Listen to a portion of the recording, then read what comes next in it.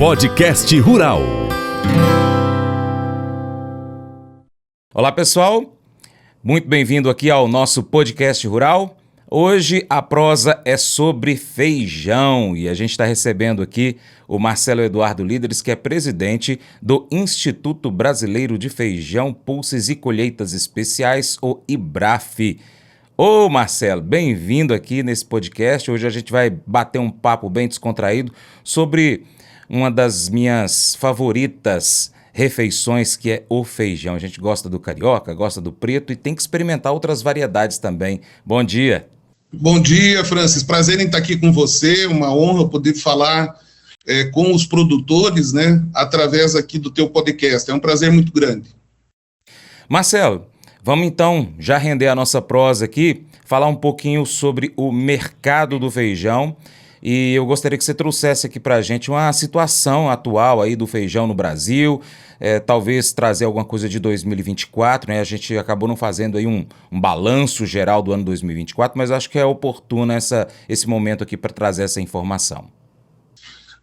De maneira geral, o que a gente tem visto no feijão é uma consequência, né, no ano de 2024 e agora início de 2025, de uma diminuição naquela atratividade que a soja teve durante 4 anos, 5 anos. Então, a competição do feijão com a soja diminuiu a área plantada até 2023. Em 2024, alguma coisa a mais sendo plantada. Muito bom que foi com feijão preto, que pela primeira vez a gente pôde exportar. Mas é uma preocupação que a gente tem com a produção, de dar vazão à produção de feijão carioca, enfim, de todos os feijões que os produtores têm. E a diversificação das variedades, ela cada vez mais está justificada nesse esforço que nós fizemos desde 2005, de trazer esse assunto junto às instituições de pesquisa, acabam dando resultado. O Brasil já consegue ter excedentes de feijão depois de atender a demanda interna, e esses excedentes foram mandados já para mais de 70 países. Então, é algo que acaba impactando no mercado. Em termos de distribuição da oferta, a gente observa que o plantio, pelo menos dessa primeira safra de 2025, tem uma área um pouco maior do que o plantio dos últimos anos. E apesar de que a Conab prevê um aumento de produção de feijão durante o ano de 2025, até o momento, no feijão carioca, que é o que 60% a 65% da área de feijão do Brasil é de feijão carioca, no caso do feijão carioca, até agora não foi percebido um aumento expressivo de área. Quer dizer, se a gente conseguir manter o consumo de 2023 e 2024, a gente deve ter um ano aí de preços medianos, não preços excelentes, como nós vimos até 2023, mas preços que rentabilizam o esforço do produtor. O produtor rural hoje, ele tem buscado, então, essas variedades, né, Marcelo, como você está trazendo, mas qual é o motivo ou qual é o ponto que se utiliza para quebrar essa questão de que o produtor rural, né, tem muito produtor que gosta, prefere, ou por um motivo ou outro, ele planta somente a variedade carioca. O que é que tem feito quebrar esse paradigma? A percepção dos produtores de que, na medida em que você aumenta a área, ainda que seja um pouco, como foi o ano passado, o produtor passa a ter algum risco em termos de preço, né? Então, liquidez tem, o feijão carioca tem liquidez. Só que o produtor, nos outros feijões, começa a ter a possibilidade, ano mais, ano menos, de ter um contrato, né? Então, um contrato que garanta o preço para alguns produtores é mais interessante do que eventualmente um risco de um preço maior no caso do feijão carioca. Então, o que leva um produtor a diversificar é o conhecimento, saber que existem variedades que são passíveis de serem produzidas na região dele, testar né? Isso é muito importante, o produtor testa para ver como se comporta, né? Porque existem peculiaridades em cada propriedade rural, e depois disso ele fica apto, né, a atender essa demanda e não concentrar os ovos dele tudo numa cesta só. Entendi.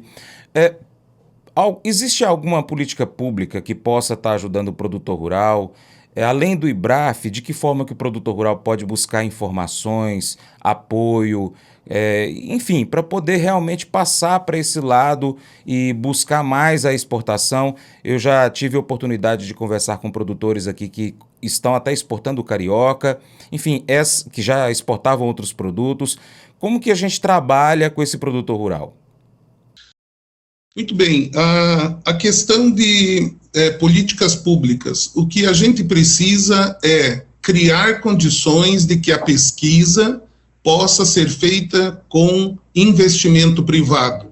Isso parece um contrassenso, né, Francis? A gente está sempre pedindo que o governo faça as coisas, mas se a gente for olhar o desenvolvimento de novas cultivares ou de cultivares adaptadas às necessidades e aos desafios que existem e que vão mudando ano a ano, ele tem tido uma resposta menor do que a necessidade. Nos últimos anos, eu observei que outros países que também têm interesse nos feijões, até mesmo Estados Unidos, México, Canadá, Austrália, começaram a destinar investimentos para o desenvolvimento de novas cultivares ou cultivares até mesmo geneticamente modificadas. Alguns países têm desenvolvido e deixam na gaveta para o momento que houver necessidade, para não começar do zero quando realmente a situação apertar e tiver que lançar mão disso. E nós aqui no Brasil vemos o quê? Vemos uma Embrapa, por exemplo, hipercapacitada, o quadro de servidores da Embrapa é do melhor calibre, mas existe pouco investimento que vem do governo federal para pesquisa. O Instituto Agronômico de Campinas buscou uma alternativa, e eles hoje conseguem, a partir dos royalties que recebem, na medida em que vão tendo um maior uso de sementes, dos royalties que recebem, conseguem equilibrar, mas também precisam de investimento privado. E o que acontece? Se a gente não tiver uma legislação que garanta a quem investir pelo menos um período determinado de tempo, uma exclusividade sobre aquela cultivar, ou um privilégio sobre aquela cultivar, por exemplo, de ter os royalties, né? Ele não vai ficar exclusivo, mas ele vai ter a possibilidade de ter os royalties, ter resultado do investimento. Se a gente não tiver isso, nós vamos acabar em alguns anos nos arrependendo de não ter criado essa situação. E o que foi feito até agora, muito tem tido a demanda de produtores e de exportadores, em algum momento e de alguma forma a iniciativa privada tem investido, mas ainda de maneira tímida. Então, a base da evolução do mercado de feijão está em nós termos uma semente tão boa que o produtor entenda que ela é melhor do que qualquer alternativa dele, produção própria, e, por outro lado, essa remuneração, junto com o governo, em público-privada, enfim, alguns arranjos aí que possam ser criados para garantir de que nós vamos poder enfrentar os desafios que se colocam à nossa frente aí na produção de feijão, de uma forma que responda à necessidade que há e que vai haver muito fortemente, não só do Brasil, mas do mundo, na busca de segurança alimentar. De que forma que o produtor rural pode auxiliar essas entidades de pesquisa para que elas possam, então, se sustentar? Você falou da questão de investimento privado. Como que funciona isso? Olha, nós vimos aí uma evolução, agora eu vou fazer um paralelo, tá? Nós vimos uma evolução na necessidade que nós tínhamos de ter uma referência de preço que fosse isenta. Então, como não tinha, né, o mercado se baseava no que acontece lá em São Paulo, né, nada a ver com a realidade do interior, volumes pequenos, então precisava ter uma referência de preços de feijão mais próximos aí da fonte, da base, da onde sai, onde é produzido e comercializado o feijão. Fizemos isso como IBRAF durante alguns anos, com os desafios que isso implica e, logicamente, não tínhamos a capacidade que um CPEA tem de fazer lá as 250 e tantas contatos por dia para ter esses números. Quem é que buscou investir para ter isso? Foi a CNA, a Confederação Nacional da Agricultura. Então, o produtor pode influenciar suas instituições a partir do Sindicato Rural, CNA, as suas outras representações que se fazem presentes na Frente Parlamentar da Agricultura, para que nós tenhamos recursos destinados a vencer esses desafios. Não quero me colocar aí à frente aí da tua ideia do fluxo, né, de temas, mas a gente precisa citar agora um outro exemplo, o projeto com a Apex. Né, é um dinheiro, é um recurso, né, que é retirado de um lado, recebido pelo governo, né, da iniciativa privada, e é reinvestido, né, pela instituição, assim como as outras aí do 5S. Então, você tem aí, do Sistema S. Então, você tem aí alguns exemplos de como pode ser feito. Realmente discutir o setor, quando nós chamamos os produtores, muitas vezes em lives, muitas vezes presencialmente, nos eventos que nós fazemos, que o produtor se faça presente, que o produtor realmente se manifeste a respeito de como ele sente o mercado e das necessidades que ele tem. Entendi. Por falar em eventos, a gente vai sair um pouquinho do nosso roteiro aqui. Brevemente a gente vai estar realizando em Paracatu o Pulse Day. E há poucos dias aconteceu em Guaíra, não foi isso? Exatamente. O Pulse Day em 2025 ganha uma responsabilidade maior e nós esperamos uma repercussão maior, mais benefícios para os produtores. Então, tradicionalmente, o Pulse Day, ele é um dia, né, em que nós buscamos levar solução para algum desafio que o produtor tenha, às vezes é um desafio novo, temos que buscar alguém aí da pesquisa em universidade ou instituições científicas e levar para o produtor essas soluções. E uma discussão, uma conscientização de em que pé que está o consumo, em que pé que está a exportação, a pesquisa, onde a gente está e para onde a gente vai. Então, esse e foi até agora, o início do ano de 2025, o objetivo do IBRAF com o Pulse Day. A partir exatamente do Pulse Day de Paracatu, nós vamos implementar uma novidade, que é o quê? Nós queremos que diminua, todos nós, o brasileiro é de paz, o brasileiro não é de briga, né?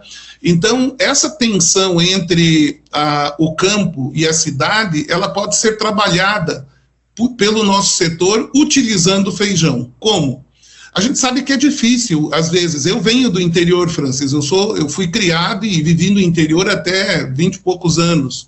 E o que acontecia? Eu sabia que produziam soja, milho na região, mas eu não sabia nada a respeito da agricultura. Eu fui descobrir anos depois que a região que eu morava produzia feijão preto e da importância do feijão preto, do feijão na produção daquela região. Então, será que nós não podemos, e é isso que nós vamos buscar fazer com o Pulse Day, fazer uma semana de Pulse Day? Como? Segunda e terça-feira, buscar impactar a sociedade local. Por exemplo, Paracatu, isso é só um exemplo, não quer dizer que vai ser esse feijão. Paracatu tem tido um diferencial, começou a produzir mais feijões rajados. Será que o consumidor, né, a pessoa que trabalha no comércio local, né, numa loja de sapato, enfim, uma concessionária, um banco, será que ele sabe até onde vai a extensão daquilo que é feito ali em Paracatu, e ele é parte daquilo. Será que ele já experimentou esse feijão?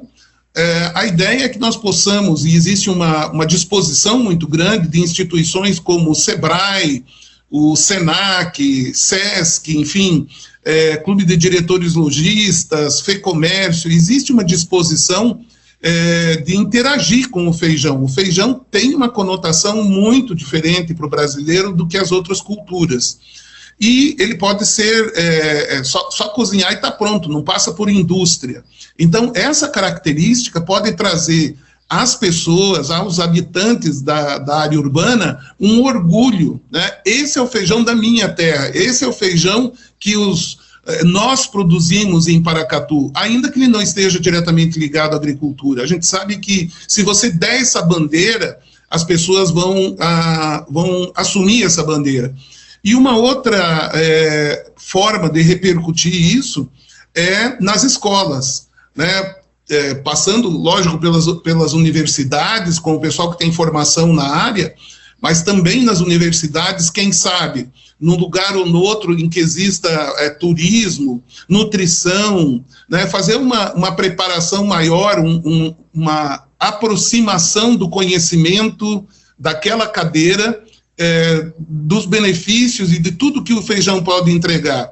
Já imaginou Paracatu ter um feijão que seja a marca de Paracatu? Estou passando por Paracatu, vou parar lá comer um feijão rajado, vou parar lá, vou comprar um feijão rajado.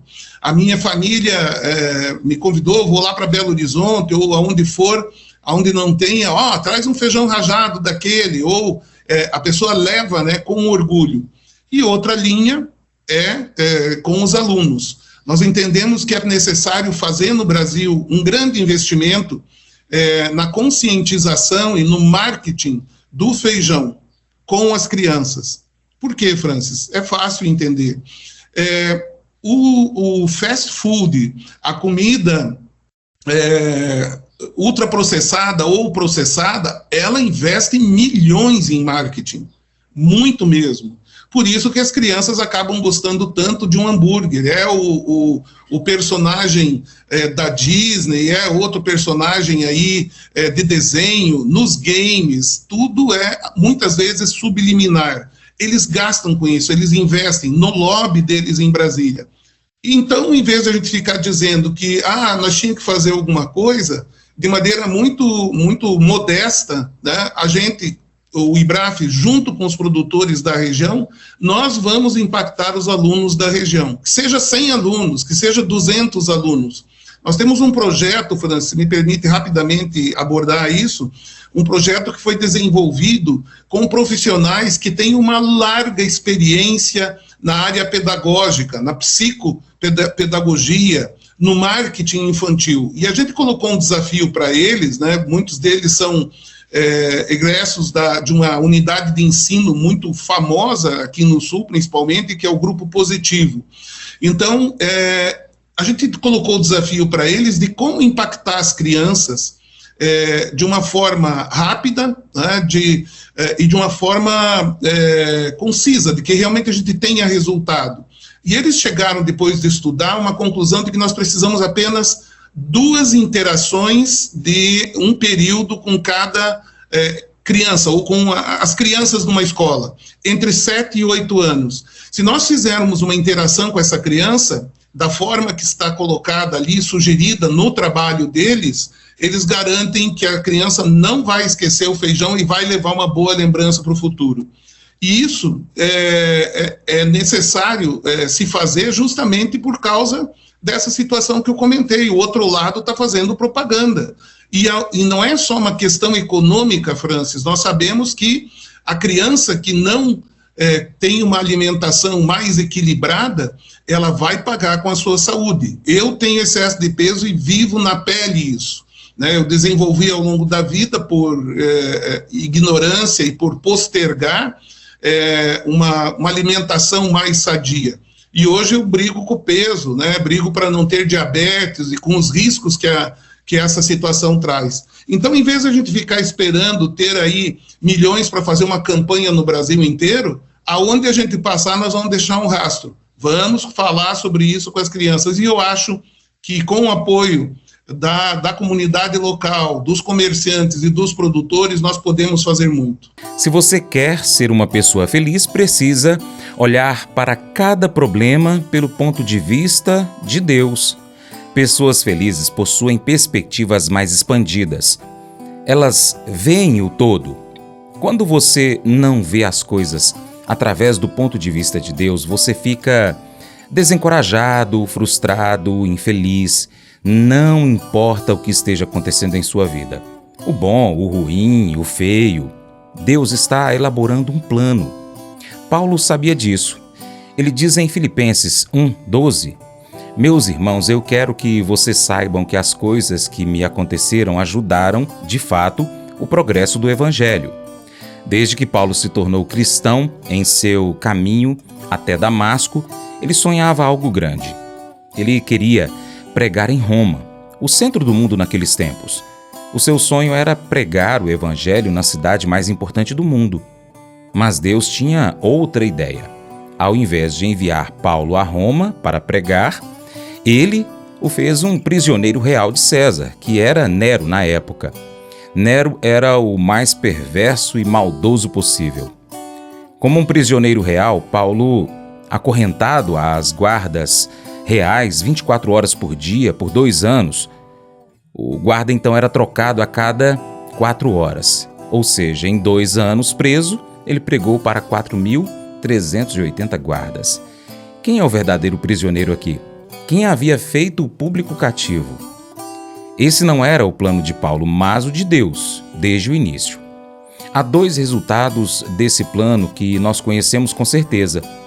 Filipenses 4 diz que, em 2 anos, alguns da própria família de Nero se tornaram crentes por conta do testemunho de Paulo na corte real em Roma.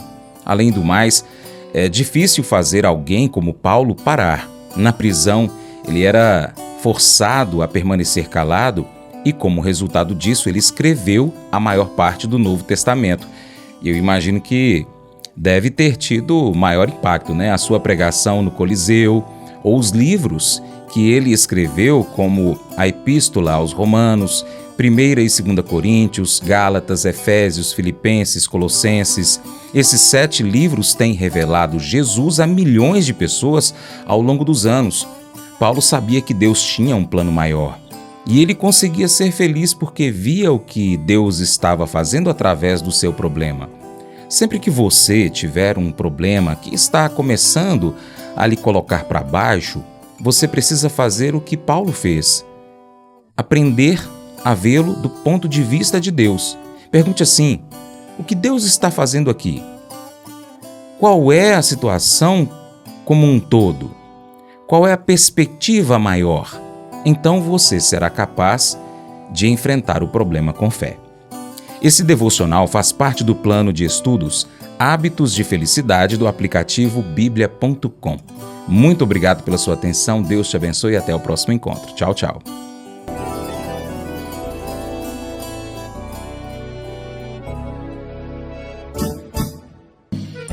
Acordo de manhã para prosear no mundo do campo, as notícias escutar. Vem com a gente em toda a região com o seu programa Paracatu Rural. Tem notícias, informação e o mais importante, sua participação. Programa Paracatu Rural. Programa Paracatu Rural.